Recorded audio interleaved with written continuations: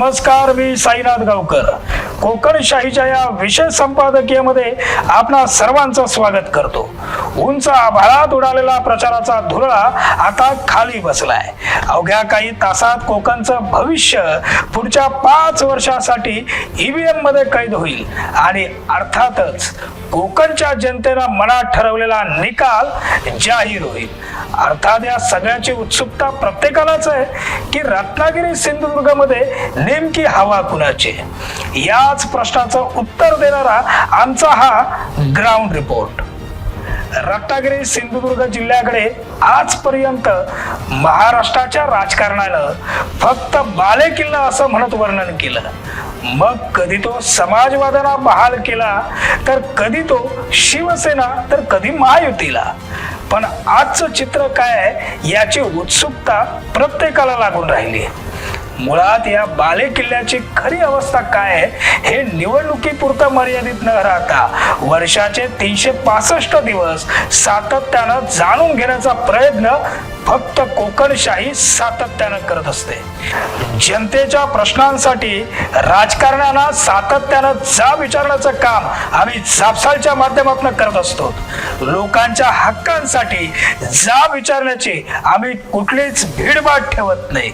मुळात कोकणशाही हे माध्यमच असं आहे की जिथं लोकांच्या समस्या आणि राजकारणातील अडसर हे स्पष्टपणे दाखवलं जातं। या निवडणुकीत कोकणशाहीच्या टीमनं या दोन्ही जिल्ह्यात सर्वच मतदारसंघ मतदारांच्या नजरेतून अक्षरशः पिंजून काढलेत। प्रश्न अनेक आहेत। रस्ते, पाणी, वीज या मूलभूत प्रश्नांसोबत आता कोकणची खरी लढाई ही रोजगार, आरोग्य, दळणवळण अशा अति महत्वाच्या प्रश्नांशी जोडली गेली आहे हे वास्तव आहे। नैसर्गिक साधन संपत्ती आणि पर्यावरण या दोन्ही गोष्टी महत्वाच्या असताना विरोधाचा बागुलबुवामुळे विकास रखडला गेला। भावनिकतेच्या आधारावरती मतदान करून मतदारसंघ 20-20 वर्ष मागे गेलेत। ही वास्तविकता आता केवळ सहन करून नाही तर ती बदलायला पाहिजे हे सुद्धा तितकं सत्य आहे। दर्शक हो आणि मतदार राजे हो, हवा कुणाची या प्रश्नाचं उत्तर हे कुठला राजकीय पक्ष हे सांगण्याची आमची आजची भूमिका नाहीये। कोकण हा आपलाच म्हणजे समस्त मतदारांचा बालेकिल्ला आहे आणि आपल्या बालेकिल्ल्यात जे प्रश्न आहेत ते सोडवण्याची धमक नेमकी कुणात आहे ते ओळखण्याची गरज आहे आणि त्यासाठी गरज आहे ते मतदान करण्याची।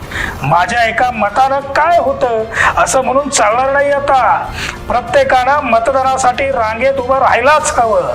निवडणूक आयोगानं केलेल्या आवाहनाला सन्मान देणं ही आपल्या प्रत्येकाची जबाबदारी आणि कर्तव्य आहे। 20 नोव्हेंबरला प्रत्येकानं मतदानासाठी घराबाहेर पडा आणि अर्थातच देशाच्या प्रगतीसोबत राष्ट्राच्या प्रगतीला सामर्थ्य, नेतृत्व कोण याचा विचार करून आवर्जून मतदान करा।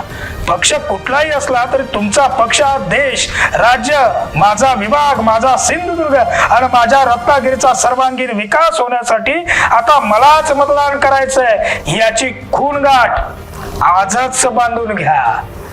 तुमच्या प्रश्नांसाठी याही पुढे रोखोक आणि जाबसालच्या माध्यमातून अगदी पुराव्यासहित चुकत असलेल्या प्रत्येक राजकारण्याला जाब आम्ही विचारतच राहू।